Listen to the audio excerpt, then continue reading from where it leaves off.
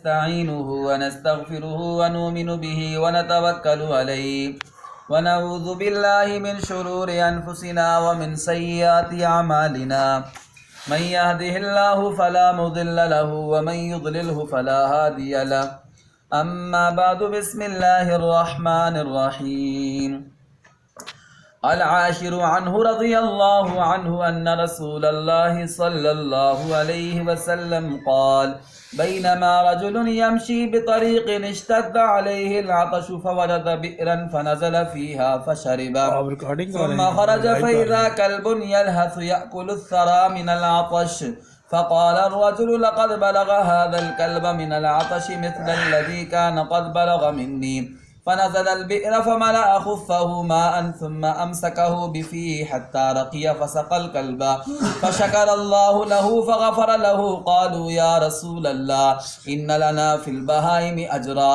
فقال في كل كبد رطبة أجر وفي رواية للبخاري فشكر الله له فغفر له فأدخله الجنة وفي رواية لهما بينما كلب يطيف بركية قد كاد يقتله العطش إذ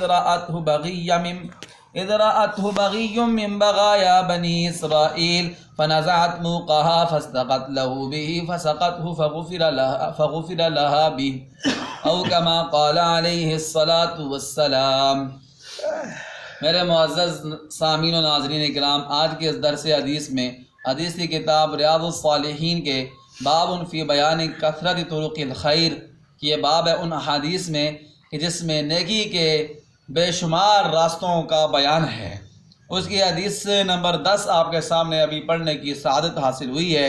یہ حدیث پاک بھی حضرت ابو ہریرہ رضی اللہ تعالی عنہ سے روایت ہے۔ وہ فرماتے ہیں کہ اللہ کے پیارے رسول صلی اللہ علیہ وسلم نے ارشاد فرمایا کہ پہلی امتوں میں ایک شخص تھا، وہ گزر رہا تھا، چل رہا تھا، راستے میں جا رہا تھا، تو اشتد علیہ العطش، سخت قسم کی اس کو پیاس لگی، گرمیاں ہوگی، شدید پیاس لگی اس کو۔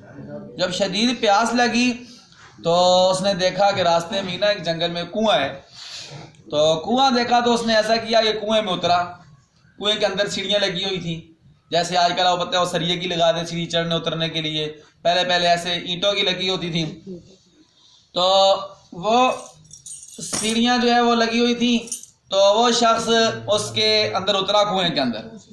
جب کنویں کے اندر اترا تو اتر کے اس شخص نے ایسا کیا کہ پانی پیا، پانی پی کے اس کنویں سے پھر باہر نکلا۔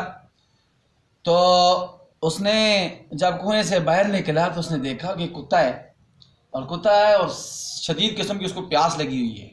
اور آپ پتہ ہے آپ نے دیکھا بھی ہوگا گرمیوں میں کتے جب پھر رہے ہوتے ہیں، سخت گرمی ہو، ان کی زبان باہر لٹک رہی ہوتی ہے، تو اس کتے کی بھی سخت پیاس کی وجہ سے زبان بھی لٹک رہی تھی، اور اپنی زبان کے ساتھ نا وہ کیچڑ کھا رہا تھا۔ گلی مٹی تھی، پانی کوئی تھا نہیں، تو گلی مٹی کیچڑ تھا، تو وہ زبان کے ساتھ کیچڑ کو کھا رہا تھا تاکہ پیاس ختم ہو جائے، پیاس کی وجہ سے۔ اس شخص نے جب اس کتے کو دیکھا، دیکھ کے سمجھ گیا کہ کتا بھی میری طرح پیاسا ہے، جس طرح مجھے سخت پیاس لگی ہوئی تھی اور آس پاس پانی تھا نہیں، میں کنویں میں اترا ہوں، میں نے پانی پیا، میری پیاس بجھ گئی ہے۔ اس نے کہا کتے کو بھی میری طرح نا سخت پیاس لگی ہوئی ہے۔ تو اس نے ایسے کیا، فنزل البئر فملأ خفه ماء، وہ دوبارہ اس کنویں میں اترا اور اپنے موزے میں اس نے پانی بھرا، اور موزے کو پکڑا اس نے اپنے منہ میں، اس لیے کہ چڑھنے کا راستہ کوئی نہیں تھا، ہاتھ پکڑ کے سیدھا چڑھنا تھا نا، تو ہاتھ تو فارغ نہیں تھے، تو کس میں پکڑتا؟ اس نے منہ میں موزہ پکڑ لیا پانی کا بھر کے، اور کنویں سے ایسے چڑھ کے باہر نکلا۔ باہر نکل کے اس نے حتی رقیہ فسقى القلب، اس نے پھر اس کتے کو پانی پلایا، اس موزے میں سے کتے کو پانی پلایا۔ جب پانی پلایا تو اللہ تعالیٰ کو اس کا عمل بہت پسند آیا، فشکر اللہ لہ، اللہ نے اس کے عمل کی قدردانی کی، اللہ نے کو اس کا عمل پسند آ گیا، فغفر لہ، اللہ تعالیٰ نے اس شخص کی بخشش فرمائی کتے کو پانی پلانے پر۔ صحابہ اکرام نے جب یہ واقعہ سنا حضور کی زبانی پہلی امتوں کے شخص کا، تو اللہ کے پیارے نبی کو کہنے لگے، قالوا یا رسول اللہ ان لنا فی البہائم اجرا، اے اللہ کے نبی ہمارے لیے ان جانوروں میں بھی کیا ثواب ہے؟ جانوروں کے ساتھ اگر ہم نیکی کرتے ہیں تو اس میں بھی ہمیں اجر و ثواب ملے گا۔ تو پیارے نبی صلی اللہ علیہ وسلم نے فرمایا، اے میرے صحابہ، فی کل کابد رطبۃ اجر، ہر جاندار میں اللہ تعالیٰ اجر و ثواب عطا۔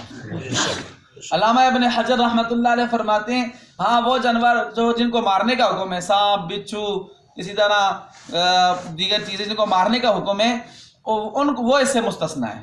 لیکن باقی محدثین کہتے ہیں ان کو بھی اگر پیاس لگی ہو تو پانی ان کو بھی پلائیں، وہ الگ حکم، مارنے کا حکم الگ ہے، لیکن اگر پیاس لگی ہو تو آپ ان کو بھی پانی پلا سکتے ہیں.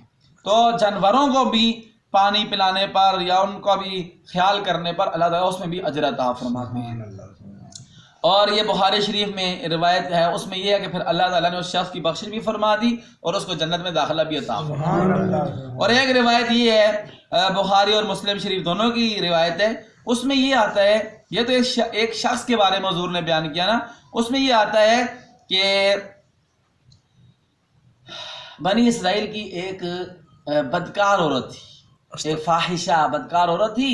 تو اس نے دیکھا کہ کتا جو ہے وہ چکر لگا رہا ہے، ٹھیک ہے، ایک کنویں کے ارد گرد کتا چکر لگا رہا ہے. ایسے اس کو سخت پیاس لگی ہوئی ہے، کتا دیکھ رہا ہے پانی ہے لیکن اندر پیے کیسے کنویں میں سے. تو کنویں کے ارد گرد نا ایسا کتا چکر لگا رہا ہے، یطیف برکیات، کلب یطیف برکیات، کنویں کے ارد گرد چکر لگا رہا ہے. اور اتنی سخت پیاس تھی کہ لگتا یہ تھا کہ کتا پیاس کی وجہ سے مر جائے گا. تو وہ زانیہ اور بدکار عورت جو تھی وہ دیکھ رہی تھی کتے کو، اس نے ایسا کیا کہ اذ رأته بغی من بغایا بنی اسرائیل فنزعت موقعها، اس نے اپنے موزے کو اتارا، موزے کو اتار کر اس نے ایسا کیا کہ فاستقت له، اس کنویں سے نا ایسے دوپٹے کو رسی بنا کے اپنے موزے کے ساتھ باندھ کے موزے کو اندر اتار کے پانی نکال کے اس کتے کو پلایا. اللہ تعالیٰ کو اس فاحشہ عورت کا، بدکار عورت کا یہ عمل اتنا پسند آیا کہ اللہ تعالیٰ نے اس کی بخشش فرمائی. اب اس حدیث پاک سے ہمیں کیا سبق ملتا ہے؟ مجھے آپ کو کیا سبق ملتا ہے؟ ایک سبق یہ ملتا ہے کہ دیکھیں ایک جانور کے ساتھ نیکی کرنے پر بھی اللہ نے بخشش فرما دی ہے. تو اب اندازہ لگائیں اگر ہم ایک انسان کے ساتھ نیکی کریں گے تو اللہ کے ساتھ کتنی خوش ہوگی. پھر اس سے اب اگر ایک مسلمان کے ساتھ اگر ہم نیکی کریں گے تو اس پر اللہ کے ساتھ کتنی خوش ہوگی.